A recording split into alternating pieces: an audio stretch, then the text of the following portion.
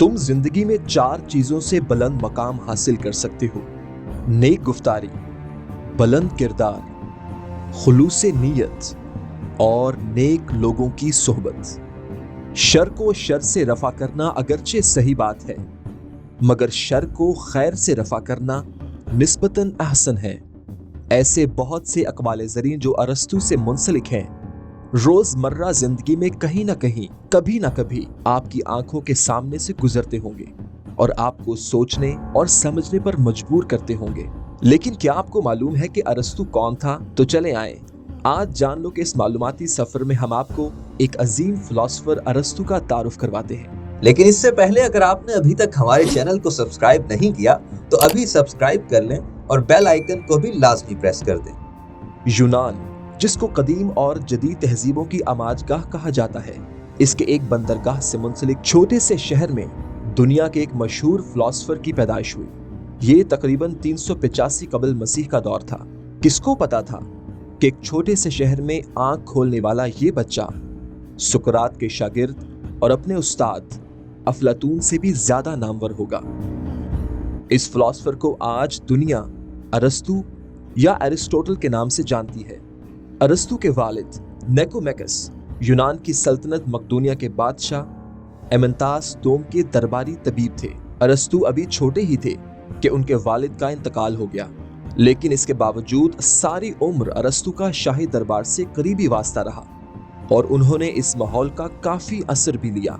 अरस्तू के वालिद के इंतकाल के बाद अरस्तू के बहनोई उनके सरपरस्त बने और उनके जवान होने तक उनका खर्च उठाते रहे।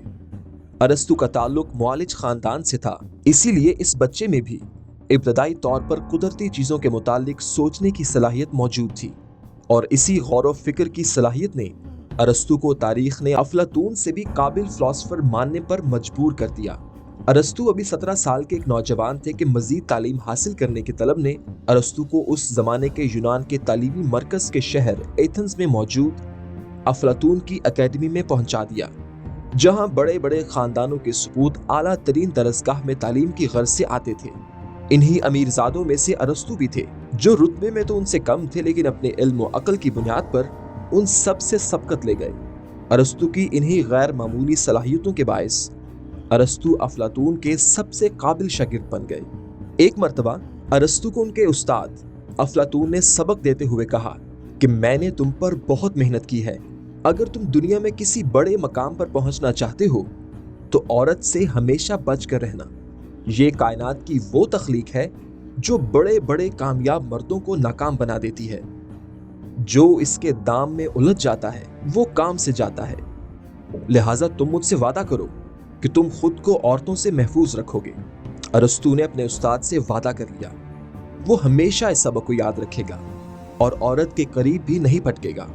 अरस्तू अपनी तालीम में दिन रात महव था। एक बार उसका सामना उस जमाने की मारूफ तवाइफ से हुआ। वो औरत इश्वा तराजियों में बेहद मशहूर थी। आधा शहर उसके हुस्न का दीवाना था। खुदा ने उसे बहुत खूबसूरत बनाया था। ये लंबी लंबी जुल्फें, महताबी चेहरा, हिरनी जैसी गजाली आंखें, जो देखता बस देखता ही रह जाता। अरस्तू की एक नजर उस पर पड़ी, मगर उसने अपना रास्ता तब्दील कर लिया। इत्तफाक से खातून की निगाह उसी पर थी। उसको जिंदगी में पहली बार बेइज्जती का एहसास हुआ। उसने अपने साथ मौजूद हरकारे से मालूम किया कि ये कौन आदम बेजार है जो उसके हुस्न से मरूब नहीं हुआ। उसके बाद उस औरत को जैसे अरस्तू से चिढ़ हो गई। वो दानिस्ता तौर पर उसके रास्ते में आ जाती और अरस्तू अपने उस्ताद से किए वादे और पढ़े हुए सबक के तहत हमेशा निगाह नीची किए हुए रखता। एक दिन वो औरत रह न सकी तो वो उसके सामने आ खड़ी हुई और बड़ी रौनक से कहने लगी, तुम कैसे इंसान हो? दुनिया मेरे हुस्न का दम भरती है और मैं तुम्हारे पीछे हूं, मगर तुम हो कि निगाह उठाकर भी नहीं देखते। आखिर इस बिजारी की क्या वजह है? अरस्तू ने कहा, मुझे मेरे उस्ताद ने जिंदगी का एक अहम सबक पढ़ाया है और फिर वादा लिया है कि वो सबक मैं कभी नहीं भूलूंगा। अरस्तू ने जिद होकर उस तवाइफ को बता ही दिया कि वो हमेशा औरत से दूर रहेगा। ये बात सुनकर औरत के लबों पर एक जहरीली मुस्कुराहट उभरी। कुछ देर तवक्कुफ के बाद वो बोली, तुम एक काम कर सकते हो। कैसा काम? अरस्तू ने पूछा। हसीन औरत ने कहा कि तुम फलां दिन फलां वक्त में बाग के उस कुंज में मुकर्ररा वक्त पर छुप जाना। लेकिन क्यों? अरस्तु ने कहा। औरत ने कहा, सवाल मत करो, जो कहा है वो करो। ये भी जिंदगी का एक सबक है, क्योंकि तुम्हारा उस्ताद भी मेरे साथ होगा। क्या? अरस्तु ने हैरत ज़दा होकर पूछा। हाँ, बस तुम पहुंच जाना, औरत ने कहा। यह कहकर वो वहां से चली गई। दिन पर दिन गुजरते गए। अरस्तु को शिद्दत से मुकर्ररा दिन का इंतजार रहा। आखिर खुदा खुदा करके मुकर्ररा दिन आया। ये मुकर्ररा वक्त पे तयशुदा दरख्तों के झुंड में जा छुपा। इंतजार था कि खत्म होने का नाम ही नहीं ले रहा था, और आखिर बताए हुए रंग के लिबास की एक झलक नजर आई तो अरस्तु समझ गया कि वो खातून वादे के मुताबिक आ गई है। हुस्न की बिजलियां गिराती हुई, खूब एहतमाम से लिबास, जेवरात और अदाओं के मुकम्मल सामान के साथ वो जलवागर हुई। ओह, ये क्या? अरस्तु ने कहा। उसके साथ कोई था। जब करीब आने पर अरस्तु ने गौर से देखा तो पता चला कि वो तो उसका उस्ताद अफलातून है। बुढ़ापे के बावजूद चेहरे से सरशार मुस्कुराता हुआ, उस पर निसार होते हुए वो उससे महवे गुफ्तगू था। जैसे ही वो औरत झुंड के करीब आई तो अरस्तु गुस्से की शिद्दत से तपे हुए चेहरे के साथ अचानक बाहर आ गया और अपने उस्ताद को कहने लगा, उस्ताद मोहतरम, मुझे तो आपने कहा था मैं इस किस्म की औरतों से कोसों दूर रहूं अगर जिंदगी में इज्जत और कामयाबी चाहता हूं। मेरी तो उम्र है, आप इस उम्र में ये हरकतें कर रहे हैं। मुझे शदीद दुख और तासुफ हो रहा है। अफलातून इस अचानक उफ्ताद पर सटपटा गया। पलट कर देखा तो औरत मक्कारी से मुस्कुरा रही थी। अफलातून जहानत के आला दर्जे पर फायज था, लिहाजा वो एक लम्हे में सारा खेल समझ गया। बड़े रिसान से अरस्तु के कंधे पर हाथ रख कर बोला, बरखुरदार, ये आज का बेहतरीन सबक है और मेरे दिए हुए सबक की तस्दीक इससे बेहतर नहीं हो सकती। तुम देख लो, आज इस औरत ने मुझ जैसे जहां दीदा इंसान को बेवकूफ बना लिया, तो तुम जैसे नौजवान किस खेत की मूली हैं। आज भी मैं वही कहूंगा, ऐसी औरतों से बचकर रहना। नाजरीन, ये वो लाजवाल सबक है जो सदियों का सफर तय करता हुआ आज भी इसी उसूल को कामयाब दिखाता है। नाजरीन, अरस्तु के बहुत से नजरियात अफलातून के नजरियात के मुखालिफ थे और यही वजह थी कि अरस्तु ने तारीख के सुनहरे सफहात में अफलातून से भी ज्यादा नाम कमाया। अरस्तु अफलातून की एकेडमी के साथ 2 अशरों तक मुंसलिक रहे, लेकिन अफलातून की वफात के बाद अरस्तु ने एकेडमी को छोड़ दिया। ये भी कहा जाता है कि अफलातून ने अपनी वफात से पहले ही अपने भतीजे को एकेडमी का जाननशीन बना दिया, जिससे दिल बर्दाश्ता होकर अरस्तु वापस आ गए। 2 यूनानी रियासतों के बादशाह हर्मियास ने अरस्तु की अक्ल और दानिश्वरी से फायदा हासिल करने के लिए अरस्तु को अपने दरबार में रख लिया। फिर अरस्तु ने बादशाह की भतीजी पैथियास से शादी कर ली, जिससे अरस्तु की बेटी हुई, जिसका नाम उसकी मां के नाम पर पैथियास रखा गया। ईरानियों के बादशाह की दोनों रियासतों पर हमले के बाद अरस्तु वापस मकदोनिया चले गए और इसी अरसे में उन्होंने मुख्तलिफ इलाकों से इल्म हासिल करने के साथ साथ तालीम फैलाने का काम भी किया। इसी अरसे में अरस्तु ने हयातियाती साइंस पर तजुर्बात का एक तवील सिलसिला शुरू किया। अरस्तु ने नबातात और हैवानात पर जो मुशाहिदात किए वो उन्हीं दिनों के तजुर्बात पर मुश्तमिल है। मकदोनिया के बादशाह फिलिप दोम ने जब अरस्तु की अकल और जहानत के मुतालिक सुना तो उन्होंने अरस्तु को दावत दी कि वो उनके बेटे सिकंदर का उस्ताद बने और उसे बेहतरीन तालीम से आरास्ता करे। ये वही सिकंदर था जिसको दुनिया आज सिकंदर आजम के नाम से जानती है। अरस्तु की कसीर कामयाबियों में से एक कामयाबी ये भी थी कि वो एक ऐसे फातेह का उस्ताद था जिसको दुनिया उसकी फतुहात के बायस सिकंदर आजम के नाम से जानती है। अरस्तु को मकदोनिया की शाही दरसगाह का सरबराह बना दिया गया, जिसमें अरस्तु ने सिकंदर आजम जैसे बादशाह के साथ साथ 2 मजीद शागिर्दों टॉलेमी और कैसेंडर की तरबियत की, जो बाद में बादशाह बने। अरस्तु ने मुस्तकबिल के सिकंदर आजम की 5 साल तक तरबियत की और बाद में अपने वालिद की वफात के बाद सिकंदर आजम को बादशाह बना दिया गया। सिकंदर आजम ने अरस्तु के मुतालिक कहा था, अरस्तु जिंदा रहेगा तो हजारों सिकंदर तैयार हो जाएंगे, मगर हजारों सिकंदर मिलकर भी एक अरस्तु को जन्म नहीं दे सकते। वो मजीद कहता था कि मेरा बाप वो बुजुर्ग है जो मुझे आसमान से जमीन पर लाया, मगर मेरा उस्ताद वो अजीम बुजुर्ग है जो मुझे जमीन से वापस आसमान पर ले गया।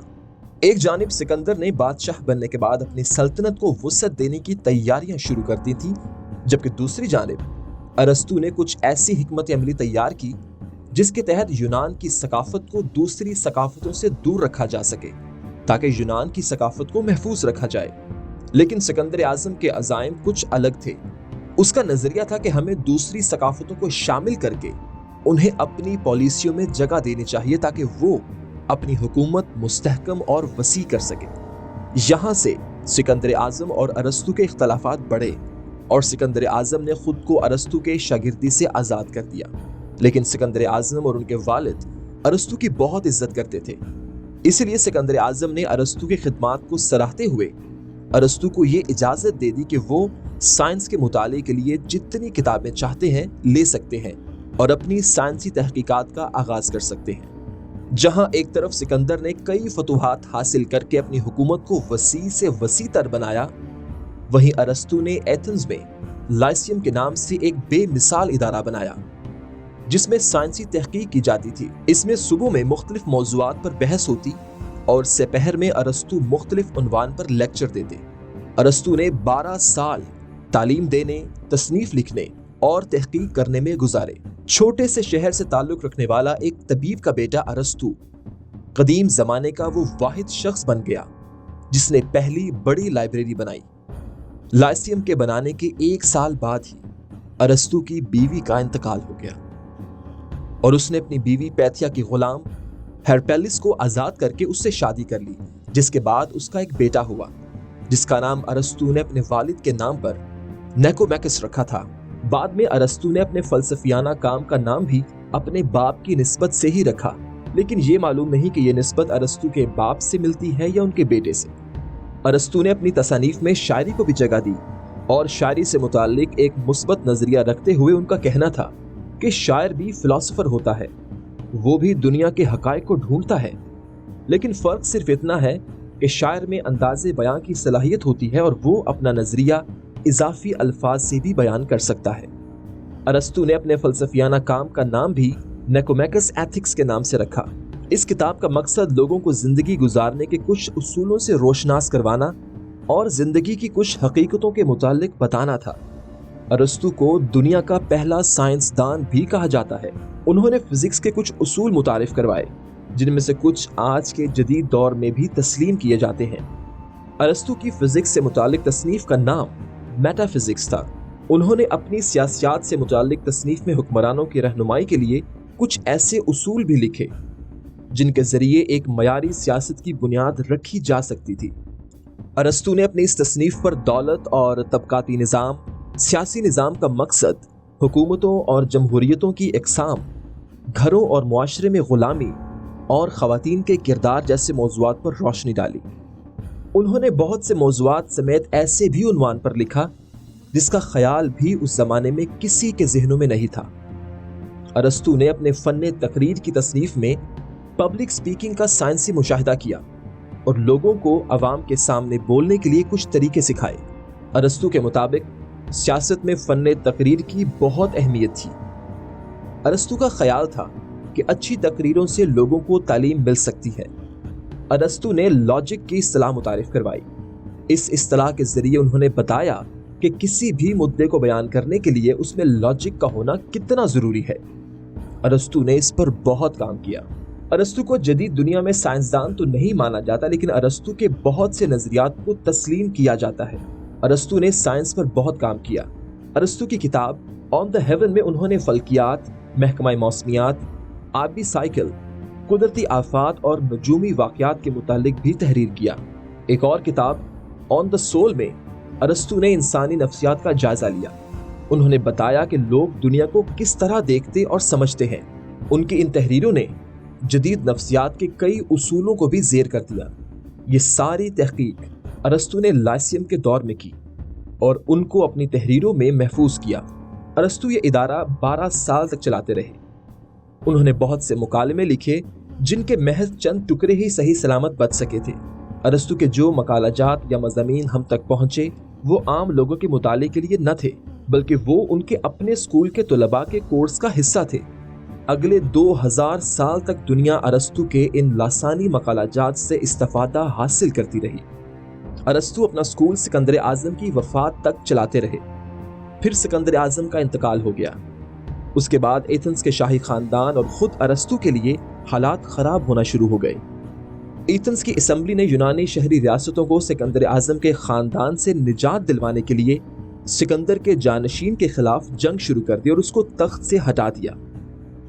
نئی انتظامیہ نے ارسطو کو نشانہ بنانے کا منصوبہ بنایا اور ان پر یہ الزام لگایا کہ ارسطو دیوتاؤں کا احترام نہیں کرتے۔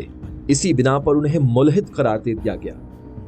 یہی وہ الزام تھا ناظرین جس کے تحت 399 قبل مسیح میں افلاطون کے استاد سقراط کو سزائے موت دی گئی تھی۔ اس سے پہلے کہ ان پر مقدمہ چلایا جاتا، ارسطو ایتھنز سے نکل گئے اور ایوبیا جزیرے میں کیلکس کے مقام پر چلے گئے اور اپنی زندگی کا باقی حصہ انہوں نے اپنی دوسری بیوی کے ساتھ وہیں گزارا۔ اس علاقے میں جا کر ارسطو کے نظام انہضام میں خرابی پیدا ہو گئی اور 322 قبل مسیح میں 63 سال کی عمر میں ارسطو کا انتقال ہو گیا اور انہیں ان کی پہلی بیوی کی قبر کے قریب دفنا دیا گیا۔